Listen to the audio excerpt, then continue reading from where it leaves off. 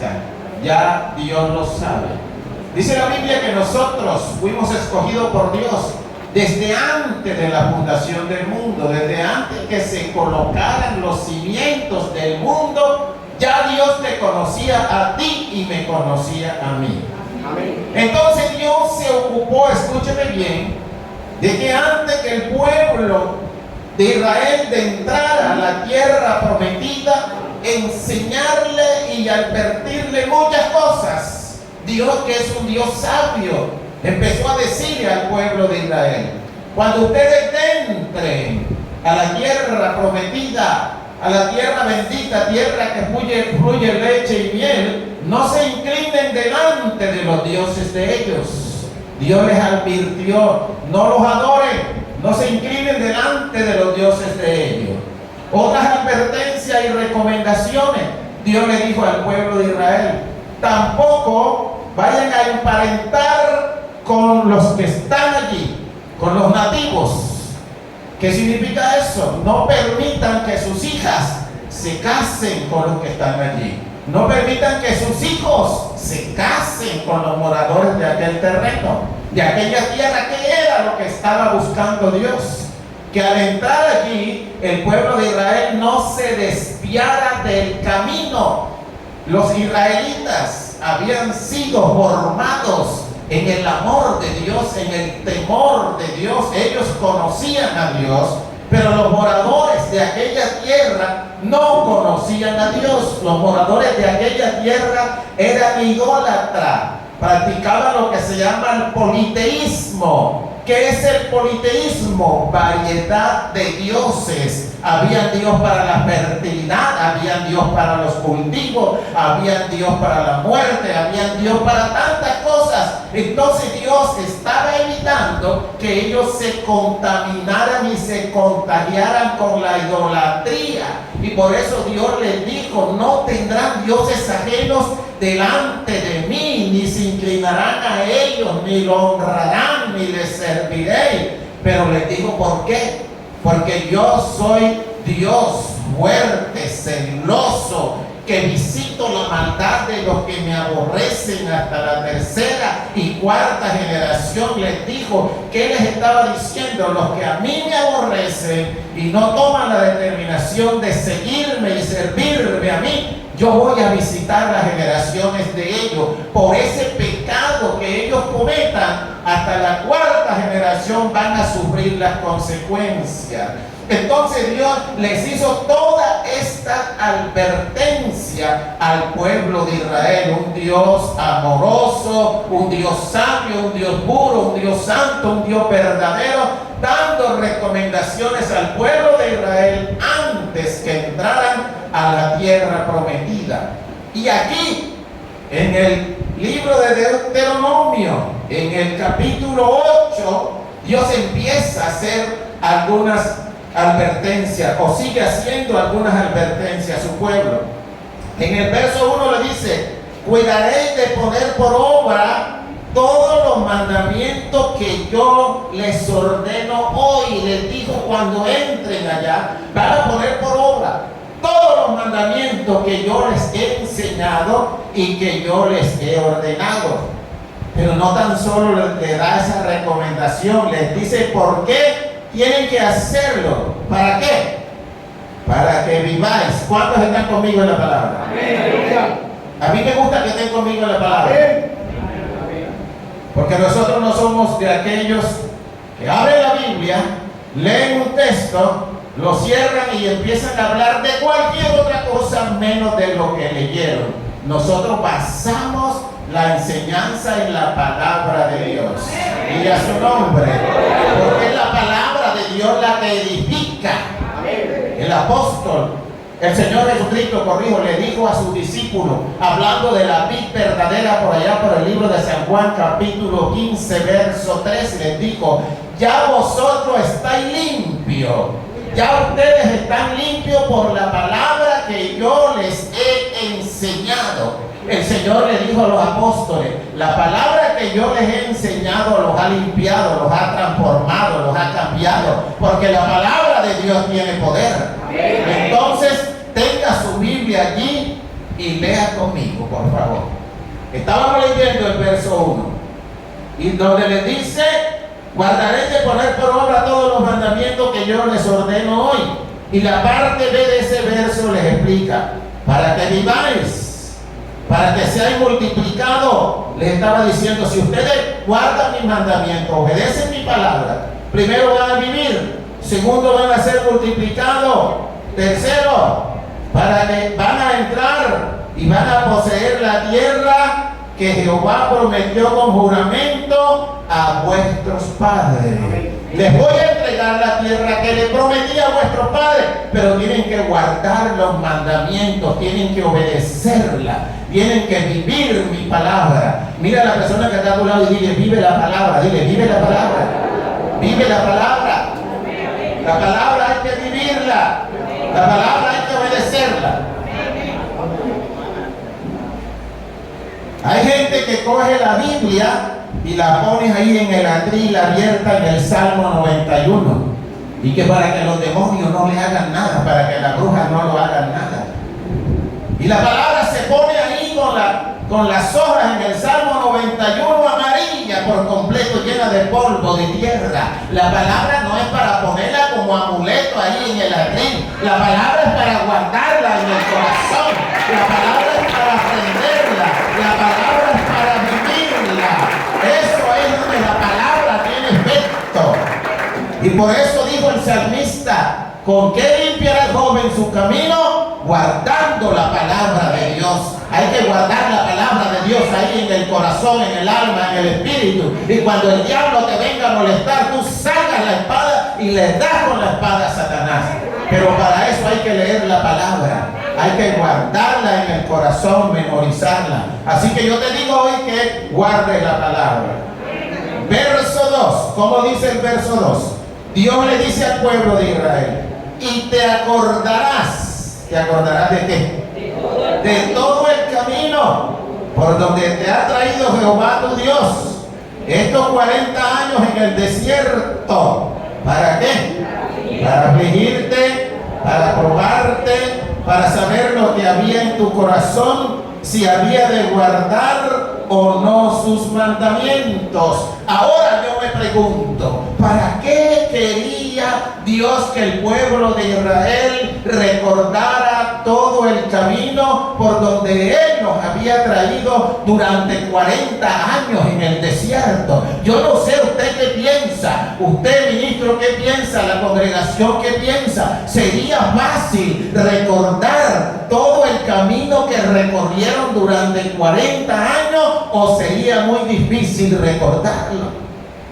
Yo no sé si usted es capaz de recordar todo lo que usted ha recorrido y ha caminado el último año de su vida.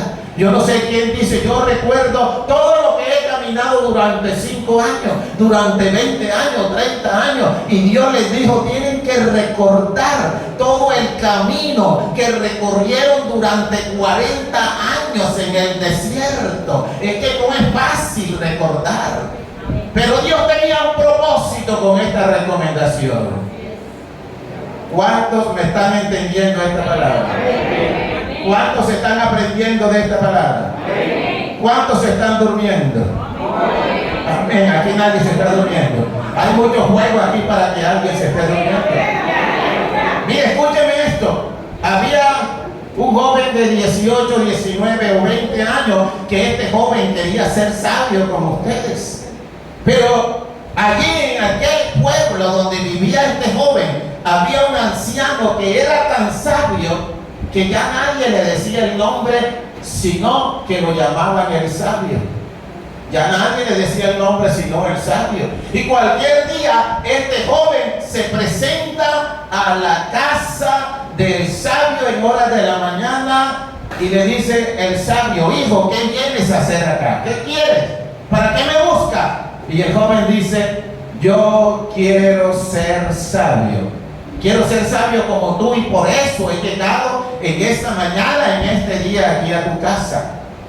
Y el sabio le dijo: no hay problema, vamos a empezar a hacer una prueba contigo. Buscó un frasco con aceite, una cuchara de metal, la llenó de aceite, se la puso en la boca al joven y le dijo: mira la primera prueba. Yo vivo aquí en una parcela que tiene una hectárea. Son 10,000 metros cuadrados una hectárea. Tú vas a tomar la cuchara en la boca, vas a caminar y vas a recorrer toda esta parcela y vuelves aquí. El joven mordió la cuchara y empezó a caminar y recorrió lentamente, y después de 2 horas llegó hasta donde estaba el sabio, sudado, cansado, sudoroso, y se acercó al sabio y el sabio le quitó la cuchara llena de aceite y el aceite estaba intacto. Y entonces el sabio le pregunta al joven: ¿qué aprendiste durante el recorrido por toda la parcela? Y el joven respondió: no aprendí nada. ¿Qué te acuerdas del camino que recorriste durante 2 horas por toda la parcela? Y el joven dijo: no recuerdo nada.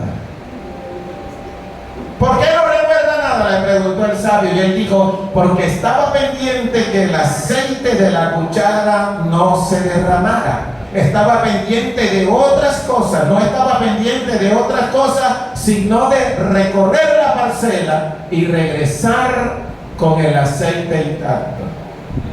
Entonces le dijo el sabio: otra vez, toma la cuchara con aceite, tómala con los dientes, sujétala y ve a hacer de nuevo el recorrido y vuelves acá. Ahí el recorrido, el tiempo se duplicó, se triplicó, porque el joven iba pendiente de cada estación del camino, donde había un árbol caído, cómo cruzarlo, una cerca de alambre de púa, cómo agacharse sin derramar el aceite, cómo pasar por debajo de la cerca, por debajo del árbol caído, cómo sortear un tramo difícil, los obstáculos con mucha piedra, con mucho monte, con mucha hierba, con todo eso. Y después de 3 o 4 horas regresó. El sabio le quitó la cuchara y le dijo: ¿qué aprendiste? Y él dijo: dividí el camino recorrido en 4 estaciones y en 4 tiempos. En la primera estación vi esto y esto y esto. En la segunda estación, un poco más difícil, aprendí esto, encontré este obstáculo, lo sorteé. En la tercera, más difícil, y en la cuarta, más difícil. Y el sabio le tocó el hombro y le dijo: estás aprendiendo que el camino hay que recorrerlo, pero hay que aprender y hay que grabar los obstáculos y las dificultades que había en el camino. Y a su nombre. Mira, la vida es así. Hay gente que la vida la recorre muy rápido y no aprenden nada. Es por eso que los que se están muriendo, jóvenes que están acá, los que se están muriendo son los jóvenes, porque ellos están recorriendo el camino mal recorrido, están viviendo el camino de la vida mal vivido. La vida es como un libro, hay que leerlo lentamente. Yo leo un libro con 3 o 4 resaltadores de diferentes colores, y aquí lo que tiene que ver con la esperanza lo estoy resaltando con verde, lo que tiene que ver con la sangre de Cristo lo estoy resaltando con rojo, y no me importa leerlo rápido, lo que me importa es leerlo y aprender, y que quede mucha cosa aquí en mi mente de lo que yo leí, y que alguien me diga: hágame un resumen del libro.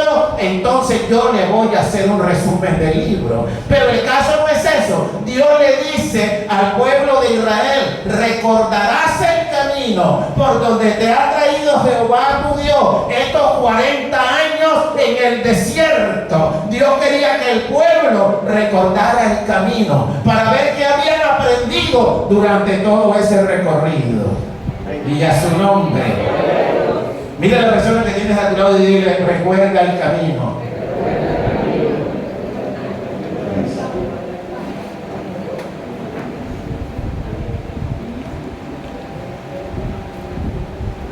Recuerda el camino.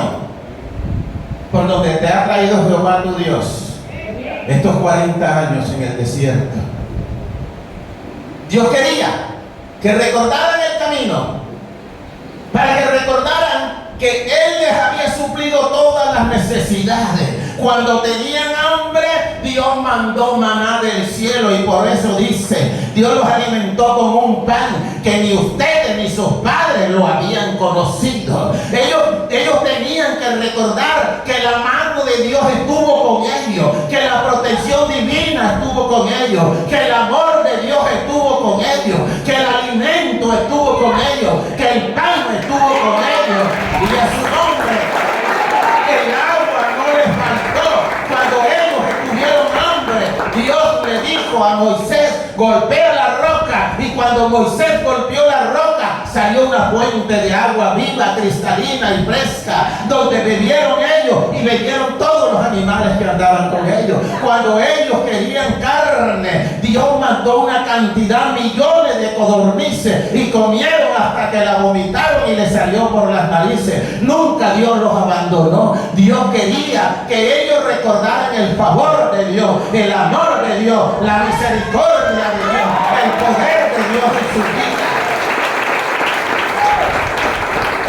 Durante el peregrinaje por el desierto, que demoró 40 años, aquel peregrinaje, déjenme decirle, hoy les dejo como tarea a ustedes: investiguen cuánta guerra le tocó librar al pueblo de Israel durante el peregrinaje por el camino. Vaya usted y haga una investigación cuánta guerra peleó el pueblo de Israel desde que salió de Egipto hasta que entró a la tierra prometida.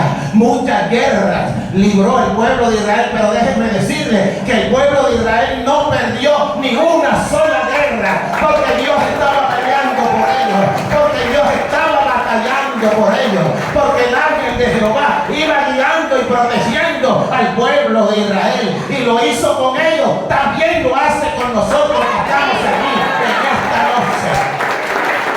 Y a su nombre, mire, no importa que usted no sea israelita geográficamente, esto es lo que significa: usted no nació en Israel, pero usted es israelita espirituales. Somos israelitas espirituales. ¿Sabe por qué? Varias cosas. Porque por la sangre de Cristo, Dios unió dos pueblos en un solo pueblo que se llama el pueblo de Jehová, el pueblo de Dios. No importa dónde estamos, en Corea, en Colombia, en Brasil, en Argentina, en Uruguay, en Paraguay, en cualquier país del mundo, somos un solo pueblo, lavado con la sangre del Cordero. Usted y yo somos israelitas espirituales, y Dios pelea por nosotros. Narra la Biblia entonces que en el peregrinaje de los 40 años por el desierto llegó un momento donde el pueblo de Israel pecó, se alejaron de Jehová, aquel que los sacó de Egipto con mano dura, aquel que mandó las plagas en contra del pueblo de Egipto, la plaga de las moscas, la plaga de la rana, la plaga del granizo, la plaga del agua convertida en sangre, y por último la plaga de la muerte de los primogénitos, donde el primer primogénito que murió fue el hijo de Faraón. Y por esta obra, Faraón le dijo al pueblo de Egipto: dejemos salir a Israel para que vaya a adorar a Jehová. De lo contrario, la mano de Dios cae sobre nosotros y nos va a matar a todos nosotros. Entonces, Dios quería que el pueblo de Israel recordara su protección divina. Amén. Y a su nombre. Mire, hermano mío, esa vez, cuando el pueblo de Israel dejó a Jehová y se fue a adorar a los dioses muertos, Dios permitió que saliera un ejército enemigo y que combatiera en contra de Israel, y habían muerto muchos israelitas, y cuando ya murieron muchos israelitas, los que estaban vivos levantaron sus manos al cielo, levantaron su rostro al cielo, oraron a Dios y pidieron perdón a Dios. Y lo que narra la Biblia, que siguió el combate, pero empezaron a caer rocas del cielo, y lo que narra la Biblia es que morían muchos enemigos, más por la roca que caían del cielo que por la espada de Israel. Allí estaba Jehová peleando, allí estaba Jehová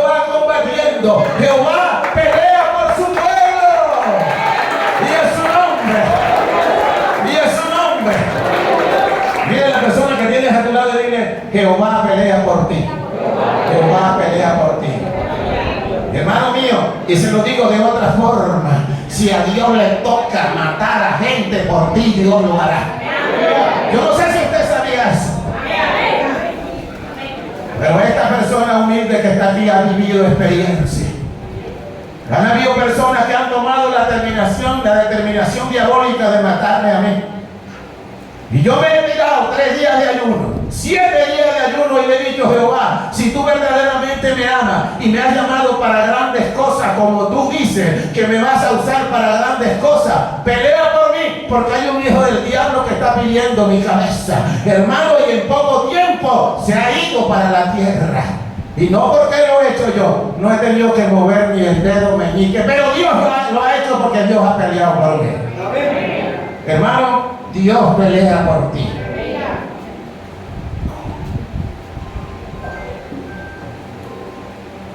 ¿Qué quería Dios que su pueblo recordara?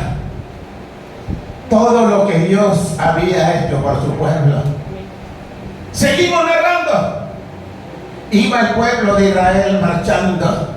Iba el pueblo de Israel marchando, pero por el desierto la temperatura es alta.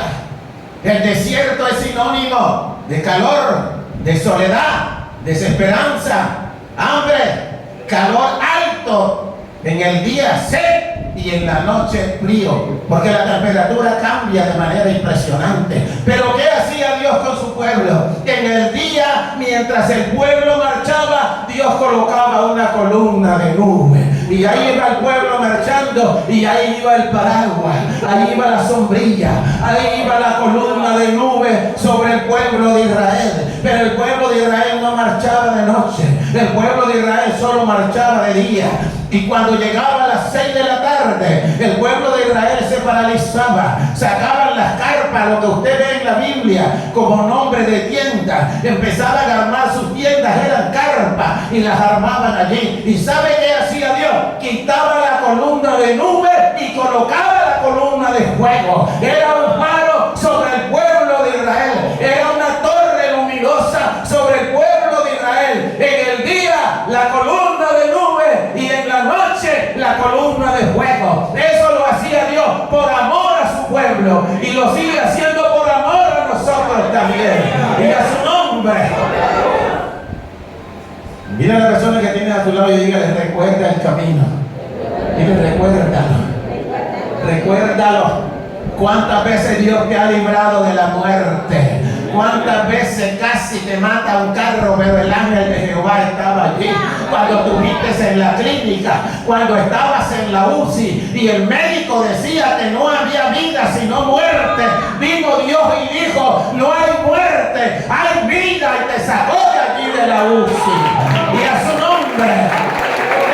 Cuando te quisieron atracar, el ángel de Jehová estaba peleando por ti. Cuando te quisieron robar, cuando te iban a hacer un atentado, la pistola se engatilló, el revólver se engatilló, el ángel de Jehová llegó y golpeó al sicario, y a ti no te hicieron nada. Yo hoy vengo a decirte que recuerdes el camino recorrido. ¿Cuántas veces Dios ha peleado por ti? ¿Cuántas veces Dios te ha librado de la muerte? ¿Cuántas veces Dios te ha librado de un maleficio, de una brujería? ¿Cuántas veces Dios ha peleado por ti y ni siquiera te has dado cuenta? Pero hoy recordamos el camino recorrido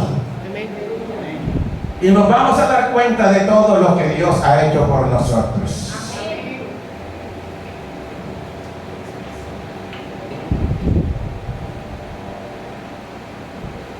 Pero mire lo que dice: ¿por qué hay que recordar el camino?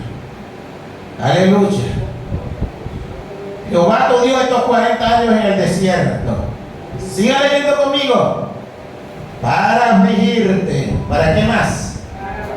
Para probarte. Para saber lo que había en tu corazón, si había de guardar o no sus mandamientos. Todo lo que Dios permitió durante los 40 años de peregrinaje, todas esas pruebas Dios las permitió para probar al pueblo de Israel. para afligirlos, para probarlos, para saber lo que había en el corazón de ellos, si eran capaces de guardar o no los mandamientos de Dios. Aleluya. ¿Cuántos están aprendiendo?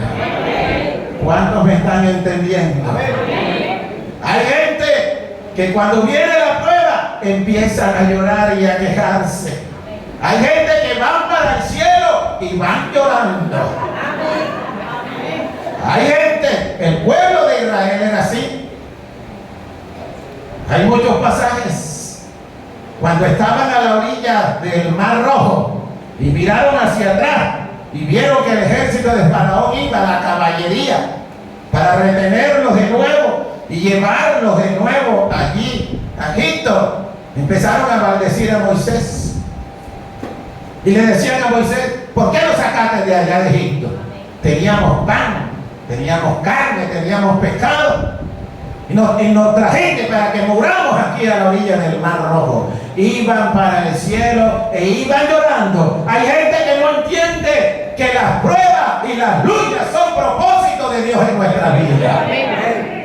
Dios permite la lucha, las pruebas, las dificultades en el camino de nosotros mientras vamos marchando camino a la salvación. Dios lo permite para hacernos entender, para enseñarnos a nosotros que la vida cristiana no tan solo depende de lo físico. La vida cristiana depende del amor que nosotros le tengamos a Dios, de la fidelidad que nosotros le tengamos a Dios, de la capacidad que tengamos de guardar la palabra de Dios, de obedecer los mandamientos de Dios. Entonces, por eso dice, para afligirlos, para probarlos. Dios quería saber lo que había en su corazón, si había de guardar o no los mandamientos de Dios. Hay gente que cuando le viene la prueba llora más que un puerco cuando lo cargan. Si tú quieres que un puerco llore, cárgalo para que vea aquí.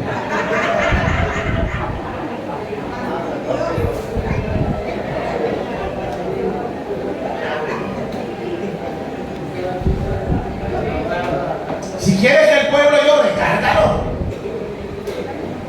Va cargado y va llorando. No se alegra, no se contenta, no se satisface porque lo llevan cargado, sino que empieza a llorar porque lo llevan cargado. Mira a la persona que tienes a tu lado y dile: no seas como el puerco cuando lo cargan.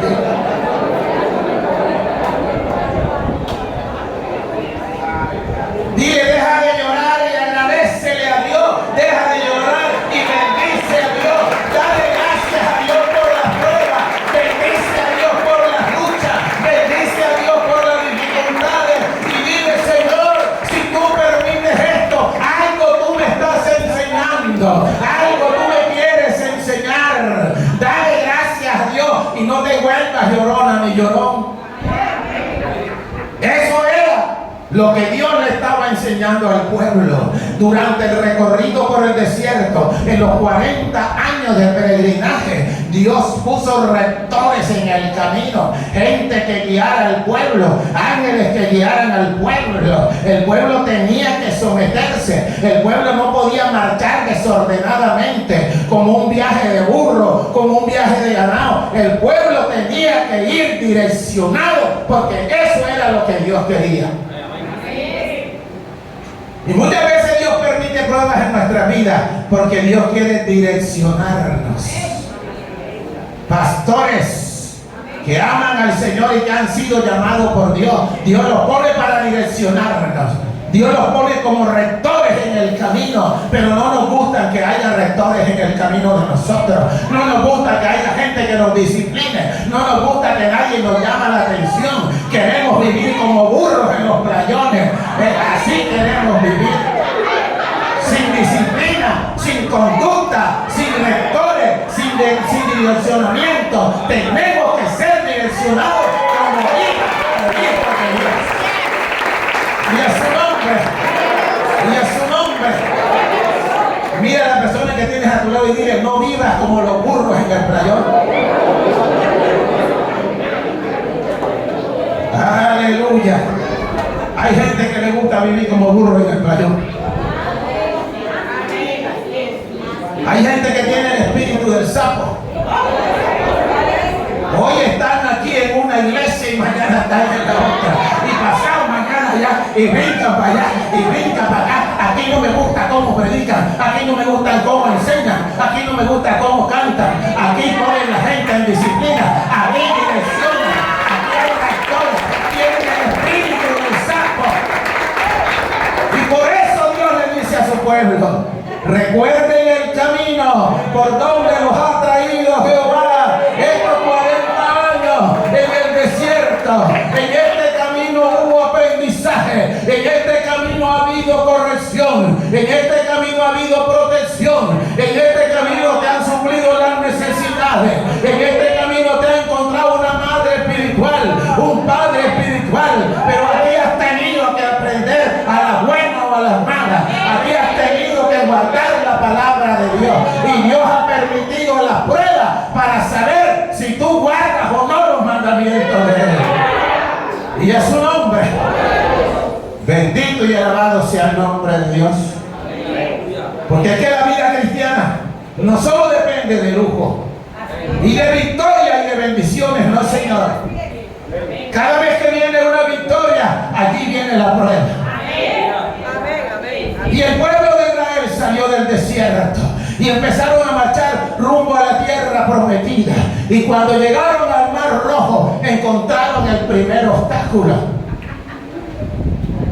Pero cuando encuentran allí al Mar Rojo, y el pueblo empieza a llorar y a maldecir al hombre de Dios, a Moisés, entonces Moisés levanta su rostro al cielo y empieza a hablar con Dios. Y Dios le dice a Moisés: ¿qué tienes en la mano? Tengo una vara. Golpea las aguas. Y cuando Moisés golpeó las aguas, Dios abrió un camino en el medio del Mar Rojo. Era un camino auténtico y genuino, porque dice la Biblia que el pueblo de Israel pasó por allí con unos muros a la derecha y unos muros a la izquierda. Esos muros eran altos, el agua estaba congelada, el agua estaba detenida, y el pueblo de Israel marchó y pasó al otro lado. Y cuando los enemigos vieron que el pueblo de Israel pasó al otro lado, ellos entraron por aquel mismo camino, por aquella misma brecha. Y dice la Biblia literalmente, cuando iban por la mitad de la brecha,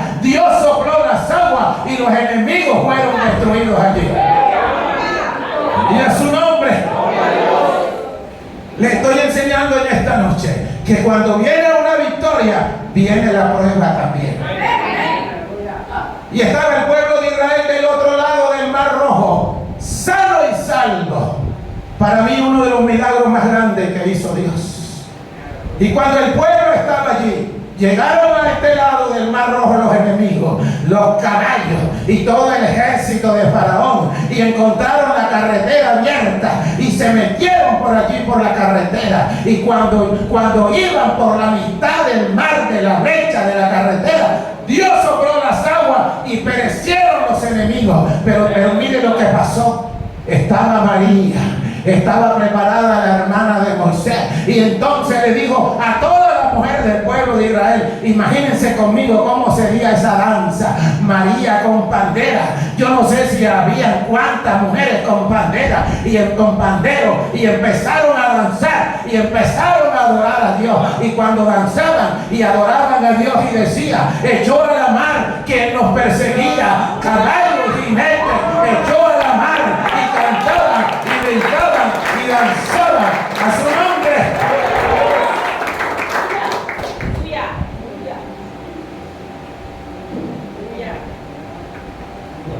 ¿Qué estaba aconteciendo allí? Había una celebración por una victoria. Había un gozo por una victoria. Pero sigue narrando la Biblia que Moisés le dijo: levantémonos, sigamos y marchemos. Y marcharon. Y después de 3 días marchando, se les acabó el agua. Y cuando se les acabó el agua, el pueblo empezó a murmurar en contra de Moisés. Y le dijeron, no había sepulcro allá en Israel para enterrarnos allá, que nos trajiste aquí para que muramos aquí de sed. ¿Sabe qué pasa, hermano? Después de una gran victoria, métete en ayuno, métete en oración, protégete, colócate la armadura de Dios, cúbrete con la sangre de Cristo a ti y a tu familia, porque el enemigo está rabioso, porque tú viviste una victoria. Busca a Dios de corazón, busca a Cristo de corazón después de la victoria, porque en Cristo hay poder y Él es el que te puede ayudar. Y a su nombre. Bendito y alabado sea el nombre de Dios. Vamos al verso 3. Lea conmigo el verso 3. Aleluya.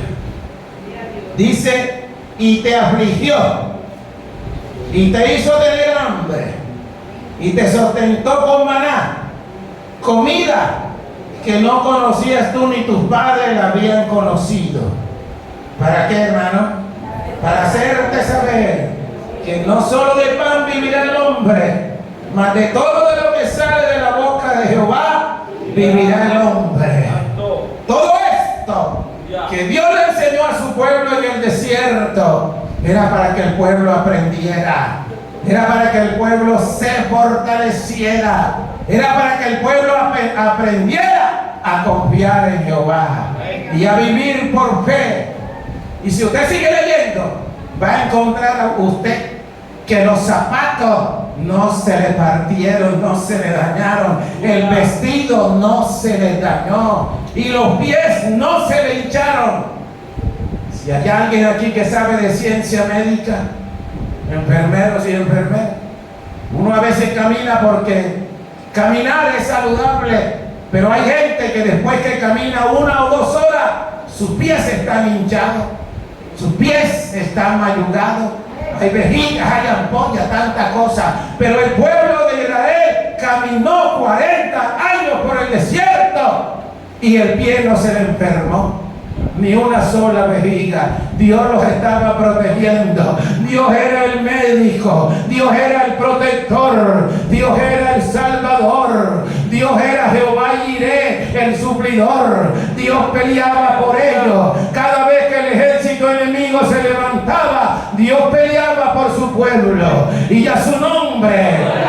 Pero les enseñó a vivir con direccionamiento, con rectores, con los ángeles, con el líder que Dios les puso allí. El pueblo de Dios debe creer, debe estar convencido que la vida cristiana no tan solo consiste en lujo y en bendiciones. Dios va a permitir situaciones adversas y difíciles para saber si tú vas a guardar los mandamientos o no, si le vamos a obedecer o no, y para enseñarnos a depender de Él. Cuando venga la prueba, nosotros vamos a decir como dijo Job. Job dijo 2 o 3 cosas.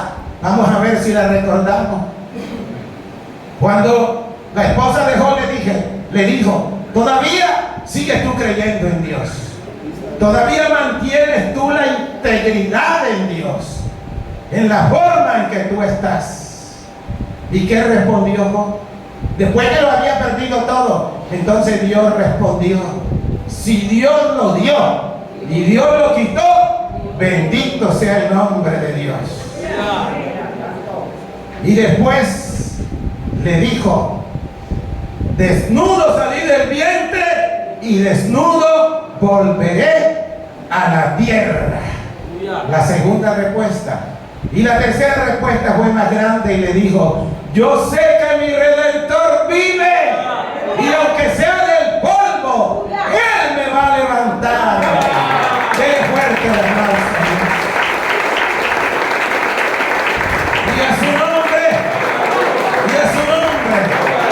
Qué bueno que podamos decir eso. Yo sé que mi Redentor vive. Yo sé que mi Redentor vive, que me redime a mí vive. El que murió por mí para sacarme de la tiniebla y traerme a la luz. El que murió por mí para sacarme de la muerte a la vida. El que murió por mí para sacarme de la esclavitud y traerme a la libertad. Él vive. Y aunque yo muera de la muerte, Él me va a levantar. Póngase sobre su pie y vamos a adorar a Dios.